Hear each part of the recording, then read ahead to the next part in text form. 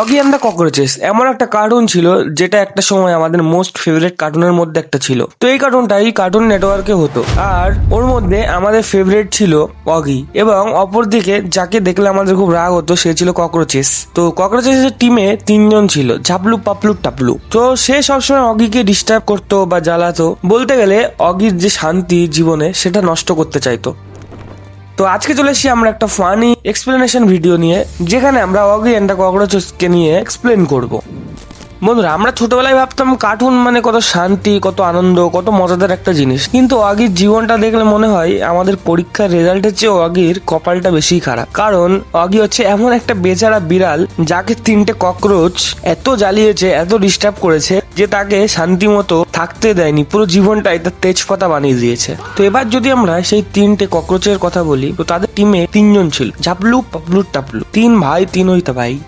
তো তাদের মধ্যে যে তাদের লিডার ছিল সে ছিল ঝাপলু, যার গায়ের রং ছিল একটু বেগুনি বেগুনি। তো সে আসলে নিজেকে তার এলাকার ডন ভাবতো। তো সে সবসময় অগিকে ডিস্টার্ব করার জন্য প্ল্যান আগেই বানিয়ে ফেলতো, কিন্তু সাইজে সে যত ছোট হোক না কেন, শয়তানিতে সে কিন্তু একদম ওস্তাদ ছিল। তো তারপরেই তাদের টিমে আরেকজন ছিল যার নাম ছিল পাপলু। তো সে এমন একটা পেটুক মাল ছিল, সে খেতে খুব পছন্দ করতো।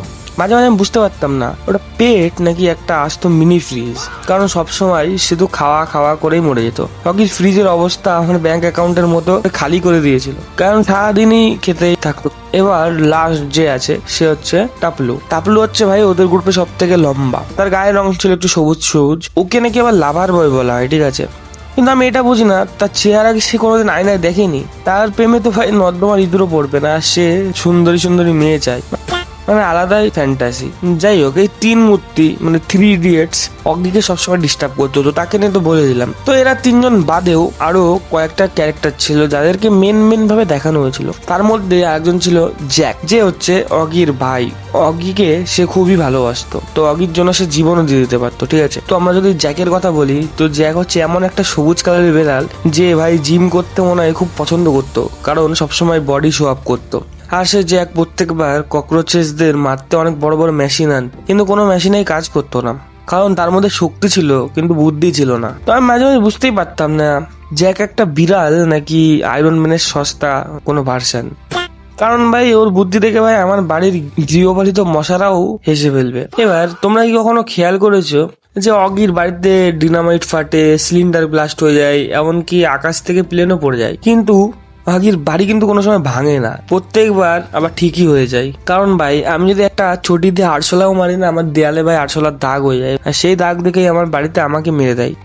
কিন্তু অগির বাড়িতে পুরো আলাদাই, যত যাই হয়ে যাক বাড়ি পরের সিনে পুরোপুরি ঠিক হয়ে যাবে। তো এটা হচ্ছে কার্টুনের লজিক, আর কি বলবো, যার কোনো মাথা মুন্ডু কোনো কিছুই নেই। তো অগির বাড়ি দেখলে আমার মনে হয় সে নাসাকেও একদিন ছাড়িয়ে দেবে, কারণ এখানে কোনো গ্র্যাভিটির কাজ হয় না ভাই, যখন তখন বাড়ি উপরে আকাশে চলে যায়, যখন তখন রকেট উড়িয়ে দেয়, মানে আলাদা এখানে কেস চলে। আর সেই সময় আমাদের এইসব দেখতেই বেশি ভালো লাগতো, কারণ তখন আমরা লজিক মানে কিছুই বুঝতাম না, কারণ আমরা ইমাজিনেশনের দুনিয়ায় বাঁচতাম তখন।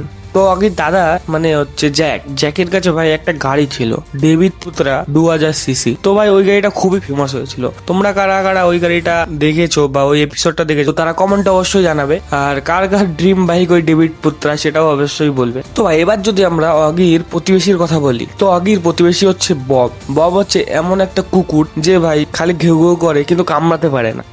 তো ববের প্রিয় কাজ হচ্ছে বাড়ির পাশে ফুল গাছ লাগানো, তো সেইগুলোকে সাইজ করা, তো এইসবই। সেই ককরোচদের জন্য অগি যখন তাদের ধরতে যায়, তো সেই টাইমেই তাকে কোনো না কোনো ভাবেই ববের কাছে সে ফাঁসিয়ে দেয়, এবং বব অগিকে মারে। অগি বিনা কারণে সেই মারগুলো খেয়ে সহ্য করে, এবং মাঝে মাঝে এমনও হয় যে অগি আর জ্যাক দুইজন মিলে ববের কাছে মার খায়। মেন কথা, ববের কাছে ওরা মার খেতেই থাকে, আর সেই রিজনটাই হচ্ছে ককরোচ। তো বিনা কারণে ভাই তুমি যদি কারোর কাছে মার খাও, তোমার তো রাগ হবেই, খারাপ তো লাগবেই। কিন্তু এমন না যে অগি কোনোদিনই ববকে সাহায্য করেনি, এমন অনেক অনেক এপিসোড আছে যেখানে ববকে অগি অনেক ভালো করে ট্রিটমেন্ট দিয়েছে। এবার আরেকটা ক্যারেক্টার আছে যার কথা আমি বলি, সেটা হচ্ছে যাকে অগি পছন্দ করতো, তার নাম ছিল অলি। অলি হচ্ছে এমন একটা ক্যারেক্টার যাকে অগি খুবই পছন্দ করতো। তো সত্যি কথা বলতে ওয়ান সাইডেড লাভ ছিল, যেখানে অলি তাকে একটা খুব ভালো ফ্রেন্ড হিসেবে দেখতো, বাট অগি তাকে খুবই বেশি পছন্দ করতো, মানে তাকে ভালোবাসতো। তাদের দুজনের যে বন্ডিংটা ছিল সেটা আমার খুবই ভালো লাগতো, কারণ অগি এবং অলি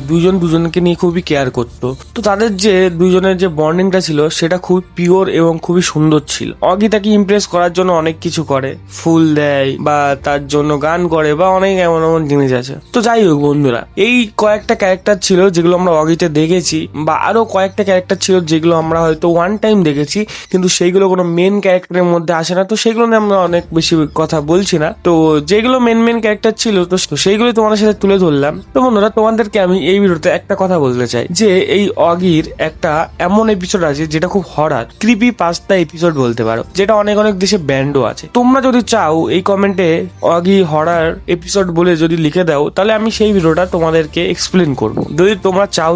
তো ভিডিওটা যদি ভালো লেগে থাকে একটা লাইক করে দিও, আর নেক্সট কোন কার্টুনকে নিয়ে এক্সপ্লেন করবো সেটাও অবশ্যই কমেন্টে জানিও। তো আজকের ভিডিওটা এইটুকুই, দেখা হবে অন্য কোনো ভিডিওতে অন্য কোনো টপিকে। Good bye.